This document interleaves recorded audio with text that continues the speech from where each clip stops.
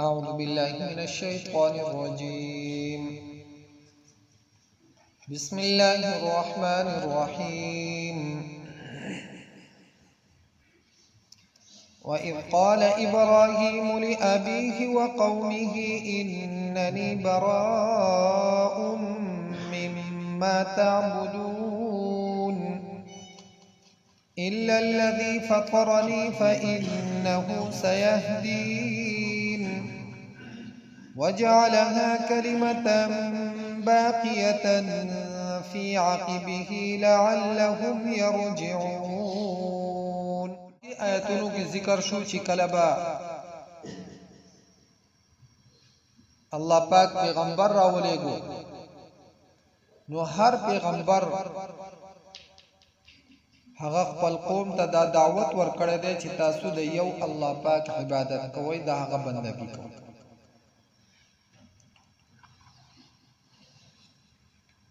او دو به د خپل پیغمبر خبره نه منله، د هغو مخالفت پې کوي. یا خاص کر جنابی نبی کریم صلی الله علیه وسلم چې هغه کله مشرکین مکه ته او دغه شان کفارو ته هغه دعوت ورکوو، نو هغه هم خپل دغه خبره دوهراو کړه چې موږ د خپل مشران هغه موږ په یو طریقه باندې لیدلی او موږ د هغو په نقش قدم باندې اقتدا کوونکیو، او انا بما ارسلتم به کافرون، تاسو چې را لېږلی شوي یئ په کمې خبرې باندې موږ د هغې خبرې نه انکار کوونکیو، کفر کوو په هغې باندې، یعنې نه منو دغه خبره. او بیا سره د دې نه چې مشرکین مکه هغو به دعوه کوله د دې خبرې چې موږ د حضرت ابراهیم علیه السلام په دین باندې او دا زموږ په مشرانو. نو الله پاک د دو رد فرمایو چې وَإِذْ قَالَ إِبْرَاهِيمُ لِأَبِيهِ وَقَوْمِهِ إِنَّنِي بَرَاءٌ مِّمَّا تَعْبُدُونَ، چې تاسو د ابراهیم علیه السلام په دین باندې نه، په دې دعوه کې هم دروغجن، او تاسو چې د خپل مشرانو خبره کوئ نو تاسو په مشرانو کې خو ابراهیم علیه السلام هم وو. نو ابراهیم علیه السلام خو صفا انکار کړی دی د الله پاک نه علاوه د نورو چیزونو د عبادت،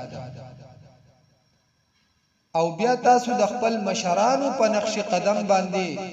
اقتدا کوونکي یئ. نو ابراهیم علیه السلام خو په غلطه کې د خپل پلار صفا الفاظ خپل پلار ته وی یا ابت لا تعبد الشیطان، ای زما باجاره د شیطان عبادت مکو، دغه بندگی مکو. او ابراهیم علیه السلام هم دا خبره په صفا الفاظو کې بیان کړه چې هر قسمه کشر چې هغه مشر په غلطه لار باندې نو دی به په دې کې د خپل مشر اتباع نه کوي، او په صفا الفاظو کې به د خپل مشر نه د بیزارۍ او د جدایۍ اعلان کوي. داسې منافقانه انداز به بیا هم نه اختیار.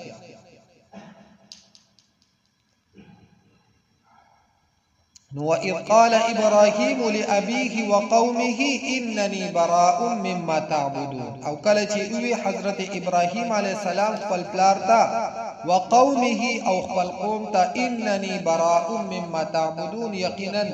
زه بیزاره یم، جدا یم د هغه څه نه تعبدون چې تاسو بندګي کوئ.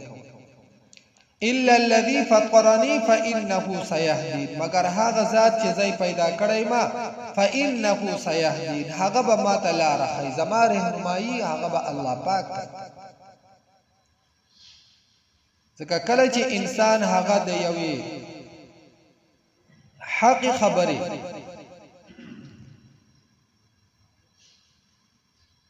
او دغه شانتي د دین تابعداري وکړي نو هغه ته ډیر مشکلات مخې ته راځي، ډیر مخالفین دا هغه پیدا کیږي.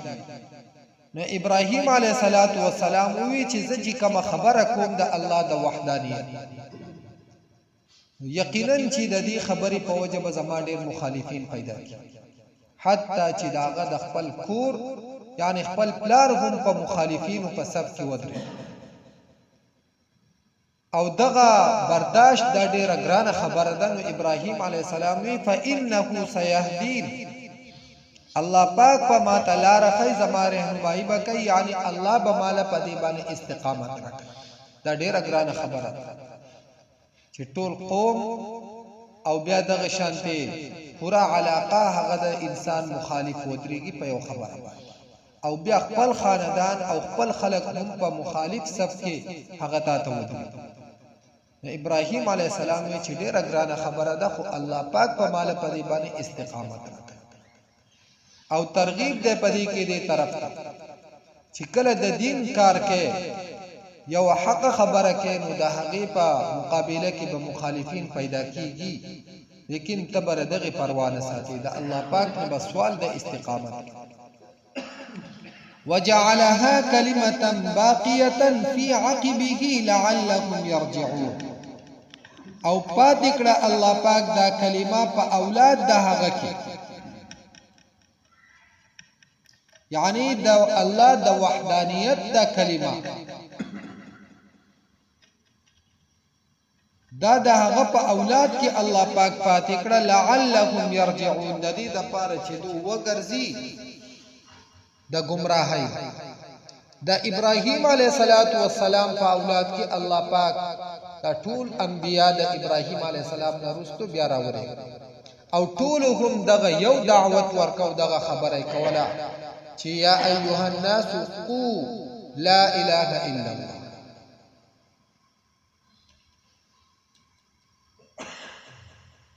قولوا لا اله الا الله. نو دا خبره دا ټول انبیاء د الله د وحدانیت خبره او ابراهیم علیه السلام هم خپل کشرانو ته دا کلمه پاتې کړه چې تاسو په غلطه طریقه او په غلطه خبره کې د خپل مشرانو اتباع نه کوئ داغو په نقش قدم بنځئ. څنګه چې مشرکین وای یا نور کفار وای چې وان علی آثارهم مهتدون مونږ د هغو په نقش قدم باندې هدایت مندون کیو نو دا غلطه خبره دو په غلطه بل متعت هؤلاء وآباءهم حتى جاءهم الحق ورسول مبين. نو چې کله دوی ته دا خبره ښکاره شوه چې ابراهیم علیه السلام هغه د جدایۍ اعلان کړی دی په داسې ټایم کې د خپل مشران د خپل پلار نه هم د جدایۍ اعلان کړی او خپل پلار ته هم ویل دي چې د غلطي لارې نه راوګرځه دا کومه لار چې اختیار دا غلطه لار او دو دعوه کوي د دین د ابراهیم علیه السلام. نو دو بیا ولی په دې د دې خپل خبرې نه راګرځي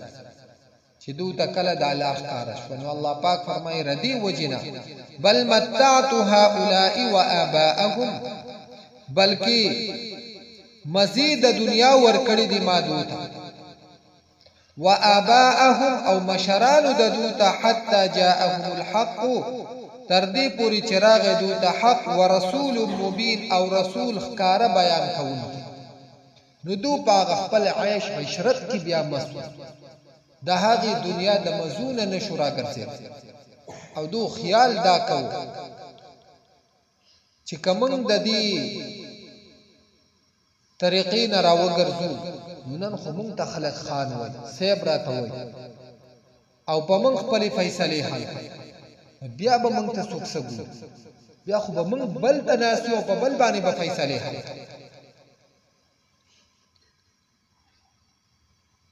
نو الله پاک فرمایي چې د دو ته د دنیا د مزه او فائدې ما ورکړې وي د دې د وجنا دو بیا دین قبل دوتا حق قبل دوتا تیار. ولما جاءهم الحق کله چراغ دوتا حق قالوا دوی هذا سحر دا جادو دی دا قرآن مجید دا د الله کلام نه بلکې دا خو سحر جادو دی. وان به کافرون او یقینا من پدی باندې کفر کوونکی. وقالوا او دو په جواب کې وی لولا نزل هذا القرآن على رجل من القريتين عظيم چې ولې نازل نکړی شو دا قرآن مجید علی رجل په یو سړي باندې من القريتين د 2 کلونه عظیم چې لوی یعنی لوی خلق موجود دي ډیر لوی مالدار سرمایدار موجود دي نو الله پاک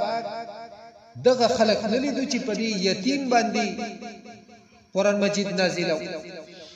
زکه د دنیادار سړي نظر هغه په دنیا باندې نو دوی چې دا نبوت هم یو داسې شعر چې دا به هم د مال په وجه ورکوله او دغه 2 کلی دو یو مکه او یو طائف دې ته اشاره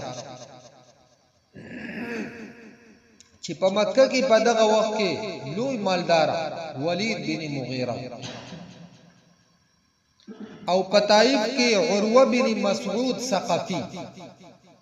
دوی چې دا قرآن مجید په دوه ولنه نازلې دو چې په دې جناب نبی کریم صلی الله علیه وسلم باندې نازل شو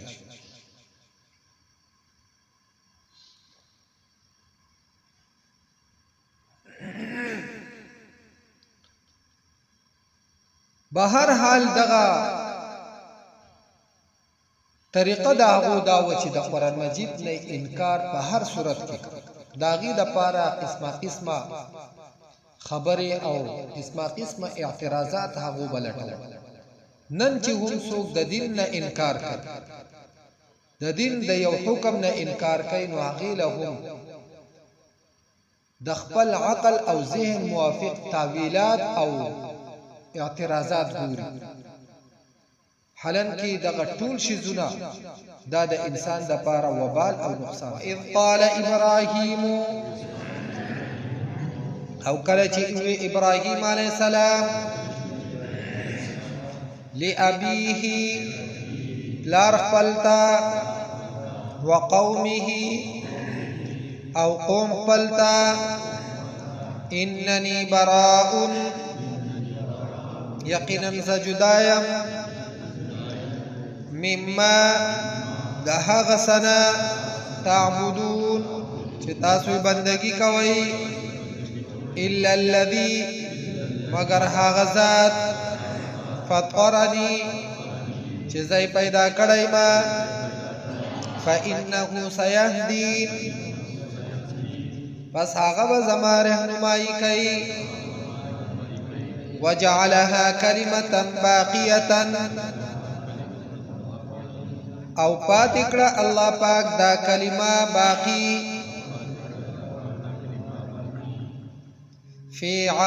فی عقبه با اولاد داغه کی لعلهم يرجعون د دې د پاره چې دوی وګرځي د گمراهینا بل متعتو بلکې مزید دنیا ور کړی دی ما هؤلاء دوتا وآباءهم او مشران دوتا حتى تردی پوری جاءهم الحق چراغ دوتا حق ورسول مبين او رسول واضح بیان کونکے ولما جاءهم الحق او هر کله چراغ دوتا حق قالوا دوغوی هذا سحر دا جادو دے وإنا به كافرون او یقینا من پدیبانی کفر کون کیو وقالوا او دوغوی لولا نزل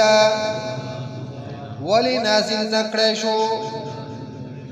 هذا القرآن دا قرآن مجید على رجل فيوسري من القريتين د 2 کلونا عظیم چلوی دی